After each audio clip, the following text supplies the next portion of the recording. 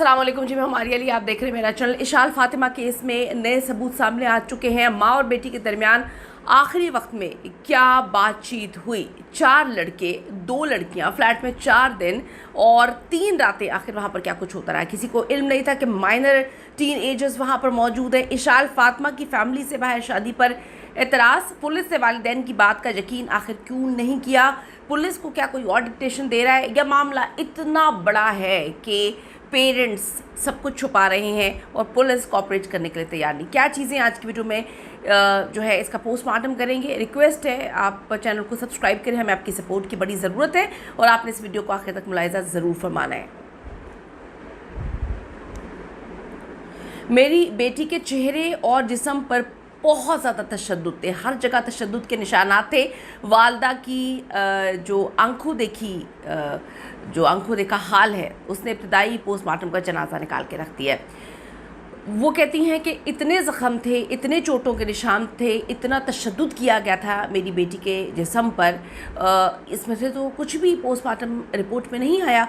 दुआ नामी लड़की का वो पुरस्कार किरदार जो बहुत ज़्यादा मिस्टीरियस होना शुरू हो चुका है हर गुजरते दिन के साथ, जिसने इशाल को धोखे से जो है वो ट्रैप करके हसीब की फुप्पी के घर पहुँचाया। झंकी 17 साल यानी कि माइनर इशाल फातिमा की मौत का मामला अब एक ऐसे मोड़ पे पहुंच चुका है जहां हर गुजरते दिन के साथ कुछ ऐसे नए जो है चौंका देने वाले इंकशाफात सामने आते हैं जो आपको झंझोड़ के रख देंगे। एज अ पेरेंट आप परेशान हो जाएंगे कि हमारे बच्चों के साथ इतना कुछ भी हो सकता है, हमारी बेटियों के साथ, हमारे बेटों के साथ क्या कुछ नहीं हो सकता।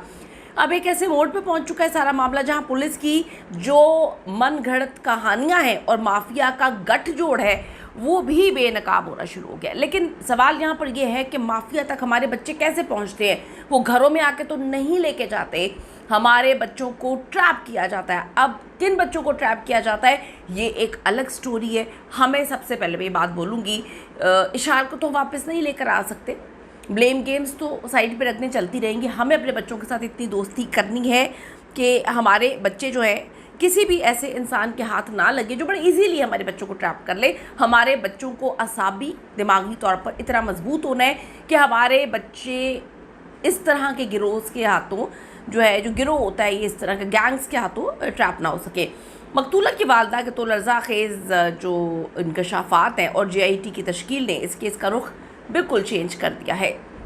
ये बात अब सामने आ चुकी है कि 2 हफ्ते कबल भी इशाल फातिमा जो है वो कई रोज़ तक अपने घर से गायब रही और फिर वो घर वापस आ गई। यानी कि जो अभी ट्रैक रिकॉर्ड समझ आ रहा है वो तो हिस्ट्री रही है कि वो बहुत अरसे तक गायब हो जाती थी फिर वापस आ जाती थी। इस पर कोई जो है स्टेटमेंट पेरेंट्स की जानिब से नहीं आई। लेकिन क्या ये इसी ग्रुप के साथ गई थी या वो कोई और माफिया था, अब ये बहुत इंपॉर्टेंट चीज़ है। उनकी वालदा बताती हैं कि जब वो अस्पताल पहुंची तो उनकी बेटी इंतहाई नाजुक हालत में थी। वो बेहोशी और शदीद नकाहत की वजह से आंखों को खोल नहीं पा रही थी।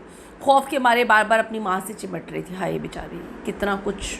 देखिए, जो लोग कहते हैं इसका अंजाम ऐसा होना चाहिए, बच्चे बच्चे होते हैं, चाहे 17 साल के हों, 20 साल के हों, 22 साल के हों, अपने पेरेंट्स के लिए बच्चे बच्चे होते हैं। कोई भी पेरेंट्स अपने बच्चों को इस बुरी हालत में नहीं देख सकता और आप अपने माँ बाप को अपने ऐसे वक्त में देखकर टूट जाते हैं। मैं फिर ये बात बोलूँगी, एजुकेशन बच्चों के साथ अपनी कम्युनिकेशन बहुत ज़्यादा ज़रूरी है। बेचारी बार बार चिमट रही थी। वालदा ने इस इब्तदाई पोस्टमार्टम रिपोर्ट को मुकम्मल तौर पर मुस्तरद कर दिया, झूठ बोल दिया, गलत रिपोर्ट कह दिया जिसमें कहा गया था कि लड़की में तशद्दुद नहीं हुआ। वो कहते हैं जी जो इब्तदाई पोस्टमार्टम रिपोर्ट है कि तशद्दुद नहीं हुआ और माँ कहती है कि तशद्दुद हुआ है। माँ का कहना है कि आखिरी गुस्ल देते वक्त उन्होंने ख़ुद अपनी आंखों से इशाल के चेहरे और इशाल के पूरे जिस्म पर शदीद तशद्दुद देखा।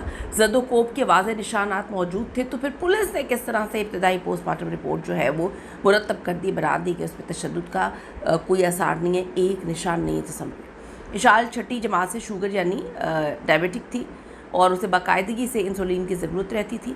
4 दिन तक जब उसे हब्से बेजा में रखा गया और उसकी हालत बिगड़ी तो मुलज़िमान ने उसे हस्पताल ले जाने या इंसुलिन देने की बजाय ख़ुद से एक लोकल ड्रिप लगा दी।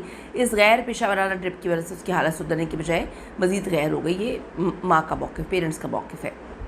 जब मासूम बेटी की मैयत हस्पताल में पड़ी थी तब पुलिस अफसर ने गमज़दा वालिद को गाड़ी में बिठा के एक ख़ुद से बनाई गई स्टोरी मन घड़त दरख्वास्त पर ज़बरदस्ती दस्तखत करवाने के लिए दबाव डाला। ये किस तरह का रवैया पुलिस का? ये मतलब ये तो इंतहाई गैर अखलाकी है।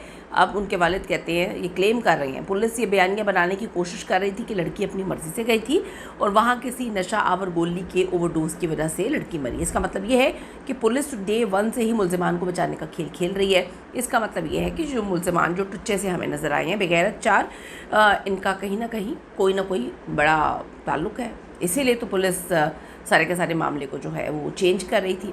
उनके वालिद ने इतना बड़ा क्लेम किया है कि पुलिस पहले दिन से ताउन नहीं कर रही थी, इनको बचाने की कोशिश कर रही थी। उनके वालिद ने क्लेम किया है कि हमारी बच्ची के साथ जिनसी ज़्यादती हुई है और ये झूठी इब्तदाई पोस्टमार्टम रिपोर्ट है। उसके बाद वालदा कहती हैं कि तशद्दुद नहीं लिखा हुआ, मेरी बेटी का जिस्म ज़ख्मों से भरा हुआ था। पहले ये सिर्फ एक वाक़ा मुकदमा था, लेकिन अब FIR में ज़ना बिल जबर, मुश्तरका ज़्यादती और कत्ल की दफ़ात 302 की संगीन दफ़ात शामिल की गई हैं। पुलिस का मौक़िफ़ है कि जी ज़ना बिल जबर जो है, इसका मतलब ये नहीं है कि उसके साथ ज़्यादती हुई है। केस की शफाफ तफ्तीश के लिए 8 आला अफसरान पर मुश्तमिल एक GIT तश्कील दी गई है। और ये वालिदैन जब मीडिया पे केस आया और बार बार बोल रहे थे कि हम पुलिस से बिल्कुल भी सेटिस्फाइड नहीं है, पुलिस जो है वो हमें झूठी कहानी पर जो है हमारी सिग्नेचर करवा रही है, एक अलग नैरेटिव बना के पेश कर रही है। तो अब ये GIT बनाई गई है, जय वकुआ का दौरा करेगी, CCTV फुटेजेस जमा करेगी, दोबारा से डिजिटल पोस्टमार्टम के लिए मेडिकल बोर्ड बनाया जाएगा। अब जी डिटेल पोस्टमार्टम के लिए मेडिकल जो है वो बोर्ड बनाया जाएगा। डिजिटल तरीके से अब एक एक चीज़ का जो है वो जायज़ा लिया जाएगा, एक एक चीज़ को देखा जाएगा। अब सारी के सारी जदीद टेक्नोलॉजी जो है वो इस्तेमाल की जाएगी। केस के जो 4 मुल्ज़िमान हैं उसमें खलील शामिल है, उमैस शामिल है, हसन हसीब शामिल है। इस वक्त तो हैं तो पुलिस की तहवील में, लेकिन यहाँ दुआ नामी लड़की का किरदार भी सामने आया है जो बड़ा मिस्टीरियस है, बड़ा अजीब सा किरदार है ये। अब बात है जिससे मुबैना तौर पर इशार को धोखे से ट्रैक करवाया था कि वो इस टाइम यहाँ पर मौजूद है और फिर उसको बड़े अरसे से इन्होंने जो है वो ट्रैप किया था। अब ये तो ये वाली अब एक GIT जब इस पर तहकीकात करेगी तो पता चलेगा कि किसने किसको ट्रैप किया, कब से ट्रैप किया गया। अभी जो कहानी सुनाई जा रही है वो ये है कि जी इशार को धोखे से दुआ ने ट्रैप करके हसीब की फुप्पी के घर पहुँचाया था। पुलिस को हतमी DNA और तफसीली मेडिकल रिपोर्ट का इंतज़ार है, जिसके बाद ये फ़ैसला किया जाएगा कि इस खौफनाक अलमनाक मौत में इन मुल्ज़िमान का कितना रोल है। मेरा तो दिल भाई खून के आंसू रो रहा है कि क्या कुछ बर्दाश्त किया गया होगा। कोई भी इंसान इस तरह की मौत डिज़र्व नहीं करता, कोई भी इंसान इतनी छोटी उम्र में मौत डिज़र्व नहीं करता। हर एक चीज़ की तह में जाना चाहिए और मुझे समझ नहीं आती कि पुलिस पहले इस केस को दबाने की कोशिश क्यों कर रही थी। पुलिस को नहीं पता कि सोशल मीडिया का दौर है और इसमें हर चीज़ जो है वो मीडिया पे आ जाती है और उसके बाद आप लोग जो है कहीं भी मुंह दिखाने के काबिल नहीं रहेंगे। लेकिन फिर भी बकौल पेरेंट्स के पुलिस ने हर तरह से कोशिश की सारे के सारे मामले को ख़त्म करने की और झूठे नैरेटिव बनाने की। इस पर आपकी क्या ओपिनियन, अपनी कीमती राय इस हवाले से ज़रूर दीजिएगा। आपको क्या मामला लग रहा है। See you in the next video. अल्लाह ने के बाद।